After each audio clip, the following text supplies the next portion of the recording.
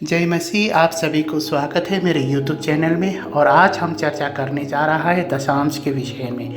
अंग्रेजी में इसे टाइट्स भी कहते हैं और 1/10 भी कहते हैं, क्योंकि हमारे कुल आमदनी के 10% का कमाई को जो है हम टाइट्स कहते हैं।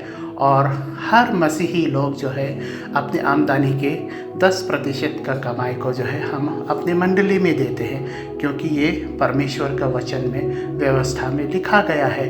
उनकी सेवकाई कार्य के लिए उपयोग के लिए हमें टाइट्स देना पड़ता है, और इसी टाइट्स के द्वारा हमें आशीष भी मिलता है, परमेश्वर का वचन कहता है।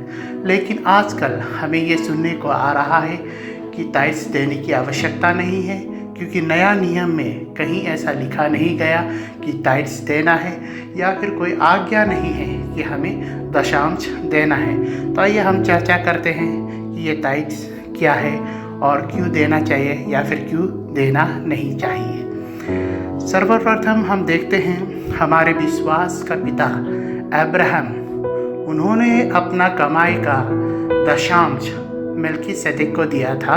और मेल्कीसेदेक एक महायाजक था, और वो शालोम देश का एक राजा भी था।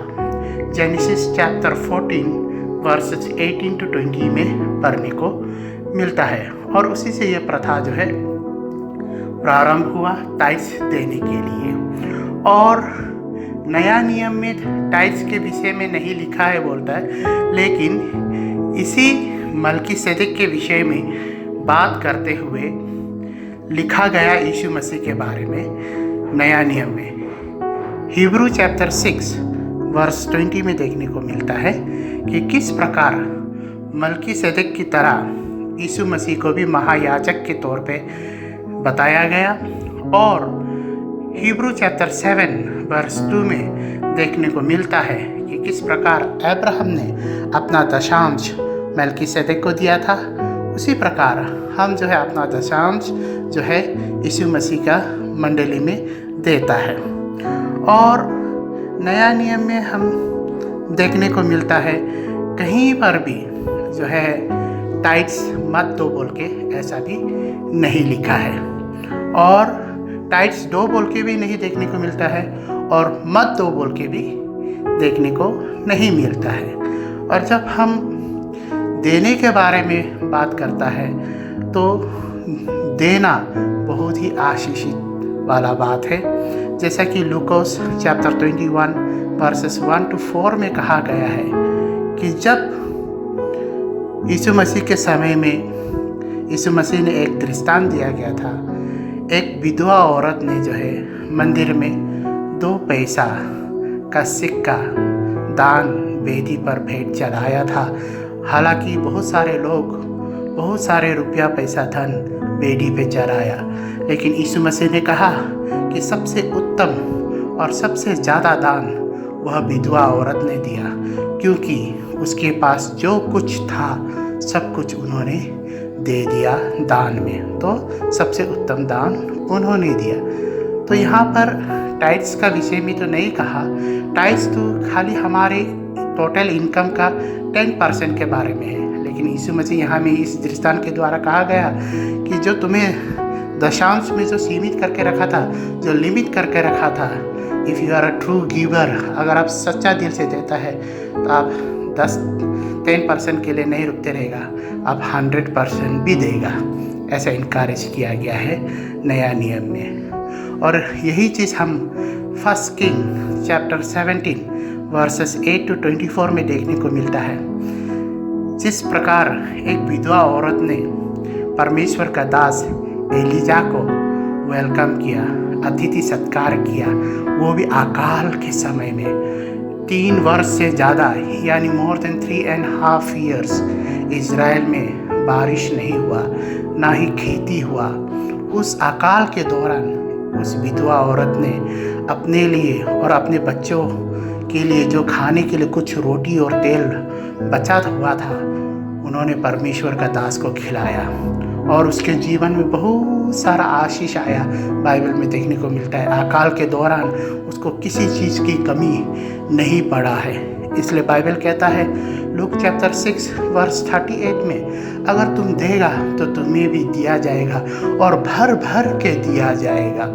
और किस प्रकार से देना है बाइबल कहता है 2 कोरिन्थियन चैप्टर 9 वर्स 7 में, परमेश्वर उसे प्रेम करता है, उसे अच्छा लगता है जो दिल खुश होके, एकदम हंसमुख होके, बिना किसी दबाव के, परेशानी के वह जो है दान देता है। तो परमेश्वर देने वालों को अच्छा लगता है, देने वालों को प्रेम करता है। जिसके पास कुछ नहीं है वो अपना हृदय दे, जिसके पास कुछ नहीं है वो अपना तन और अपना विश्वास परमेश्वर के दे, लेकिन जिसके पास कुछ है पॉकेट में वह भी परमेश्वर के लिए दीजिएगा, क्योंकि आपका देने के द्वारा ही आपका विश्वास को दर्शाता है और आपके देने के द्वारा ही आपके जीवन में ब्लेसिंग्स आता है। इसलिए वो एक रास्ता है। जैसे कि मैं एक उदाहरण के तौर पे देना चाहूँगा। एक किसान जब खेती करता है और जब वो अनाज उगाकर, वो कटनी करके अनाज को जब वो अपना भंडार में जमा करता है, तो फिर से वो अगले वर्ष खेती के लिए वो कुछ अनाज रखता है। अराउंड 10% जो है वो रखता है और 90% को जो है वो अपने लिए, अपने परिवार के लिए यूज़ करता है, खाता है, पीता है, कुछ को बाज़ार में बेच देता है और उसको कैश में परिवर्तित करके जो है अपना घर को चलाता है। लेकिन जो कुछ अनाज रखा बीज के तौर पे, उसको फिर से खेती में बोता है।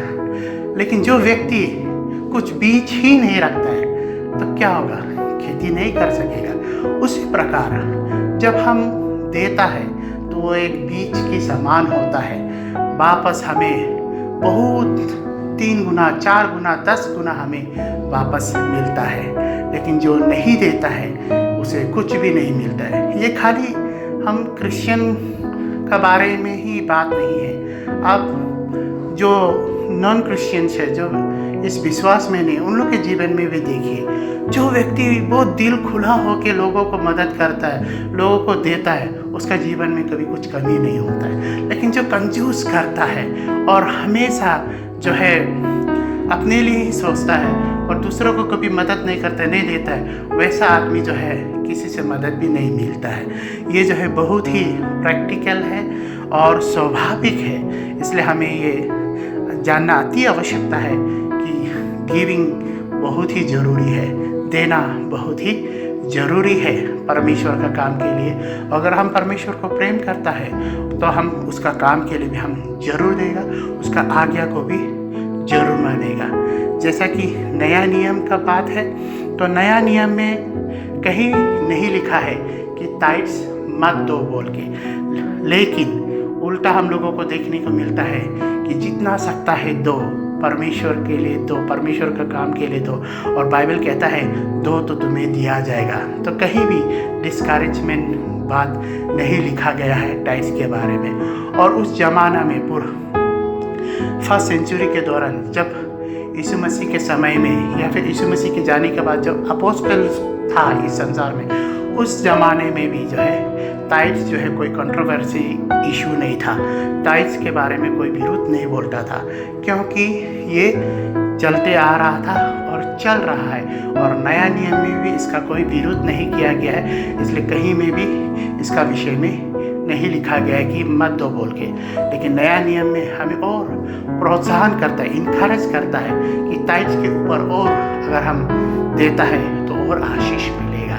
तो हम खाली टाइट्स में लिमिटेड नहीं होंगे। अगर हम ज़्यादा खुशी है और परमेश्वर का ज़्यादा ब्लेसिंग को हम अनुभव किया है तो हम टाइट से भी ज़्यादा देगा। 20%, 30%, 50% या 100% भी हम दे सकता है। लेकिन कम से कम टाइट्स को तो देना चाहिए, उसका नीचे हमें नहीं देना चाहिए, हमें चोरी नहीं करना चाहिए, परमेश्वर का वचन कहता है। इसीलिए आप लोगों को जो डिस्करेज करता है टाइट्स मत दो बोल के, यह परमेश्वर के वचन की ओर नहीं है।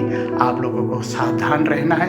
ये वचन जो है आप लोगों के लिए ब्लेसिंग नहीं है, आपका ब्लेसिंग को रोकने के लिए भी ये बोल रहा है। लेकिन जो देता है उसको ब्लेसिंग मिलता है, वो अपना खेती के लिए और वो बीज जो है वो जमा करता है टाइट्स जो है बीज है आपका ब्लेसिंग का, बीज यानी गोटी आपका जो है सीड्स है। उस जितना आप गोटी लगाएगा उतना आपको उसका खेती का फसल मिलेगा।